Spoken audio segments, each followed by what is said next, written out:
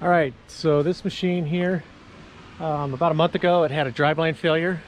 The driveline coming off the transmission going to the transfer case, and it cleaned everything out. It made a mess in there. It ripped the tube off the bottom of the radiator, and all the hoses and tubes and everything in here.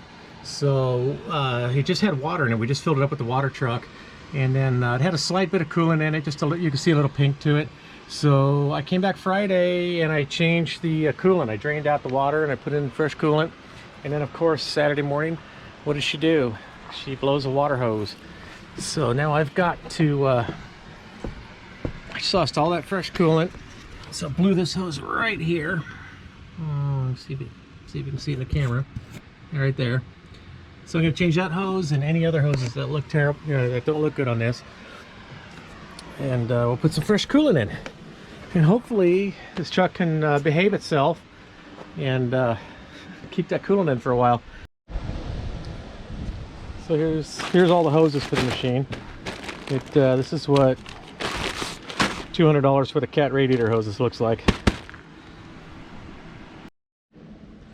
Yeah, so here's the hose that blew. Just a little weird pinhole through there. Almost like something was rubbing on it, but it wasn't. It was in a really clean spot, nothing near it to rub on it. Tell it's the old style hose. It's just the blue inside. The new ones have the orange. I don't know what the difference is, but I thought the orange was higher temperature. I may be wrong, but anyways, this is what Cat gives us now for a hose. It's a new part number. So I'm going to change this. Two of the hoses already changed when I was doing the driveline failure. And another weird thing is that it had no coolant leaks at all before I changed the coolant the other day, and now the engine oil cooler is leaking out of the yellow O-rings around it. So I'm gonna put all this together and have them run it a couple days. If the leak doesn't go away, then I'm gonna have to pull that cooler off.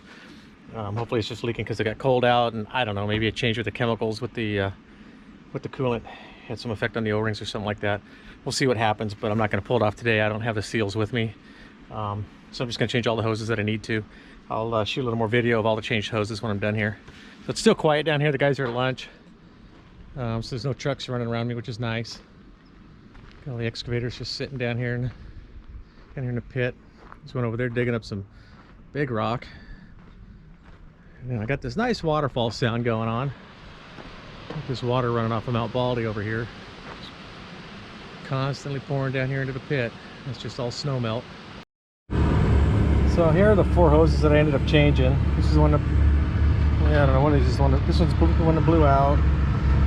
This one didn't look too bad, but you just never know with these things. And I changed these two bottom ones. I'd already changed the third bottom one before when I was doing that drive line, like I said earlier. So I did these two. This one comes right off the water pump. And they didn't look too bad, but they are old, so might as well get them while the coolant's out. And they aren't too expensive. I'll climb up here and show you which ones I changed.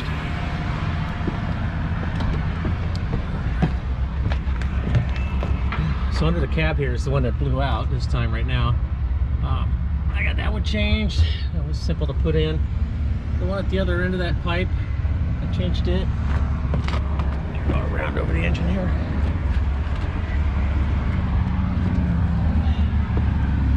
This one here. Like I said, that one didn't look too bad, but at least it's got a fresh hose.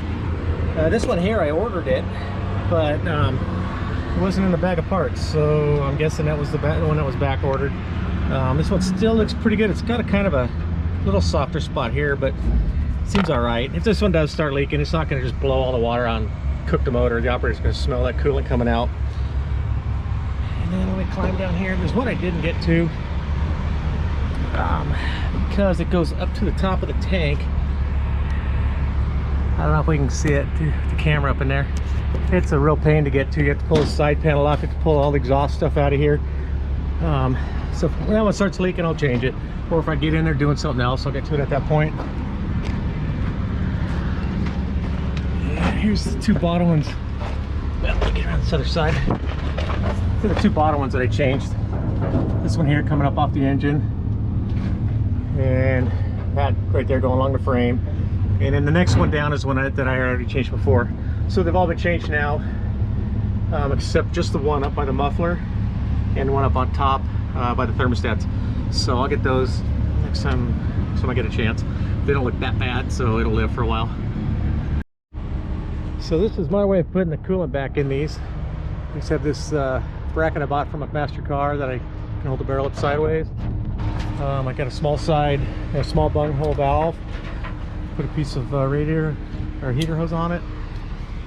Just push the lever in, clamp it down with some vice grips. If I can, with one hand. There we go. Loosen the big bung. And it fills her up really fast. So, just hanging from my crane. And while it's doing that, I can crawl over here and make sure nothing's leaking. Let me just crawl down to the bottom.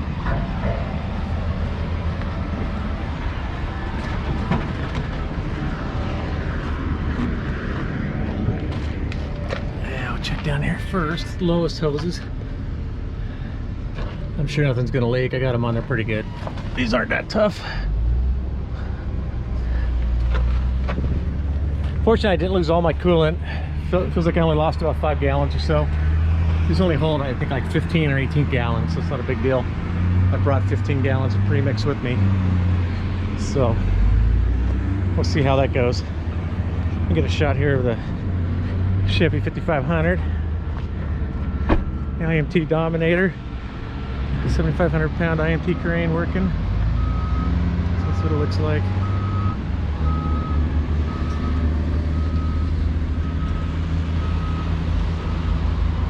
So that'll drain in just a couple of minutes. It goes in really, really fast. That way I don't have to have a separate pump just for coolant. I don't want to use my oil pump for it because then I'm contaminating it and I have to clean it out both, you know, when I go from oil to coolant. So anyways, there's that. All right, I got it all done. I got all the hoses changed. It lost about 7 gallons of coolant, so I poured back out of the drum what I drained out of it, and then had to add about 7 gallons, which is right up there. No leaks, everything looks good. Just that little drip off of the engine oil cooler. So I'm gonna see if that goes away. If not, I'll order up the seals and I'll do that on another trip out here. But she should be ready to go.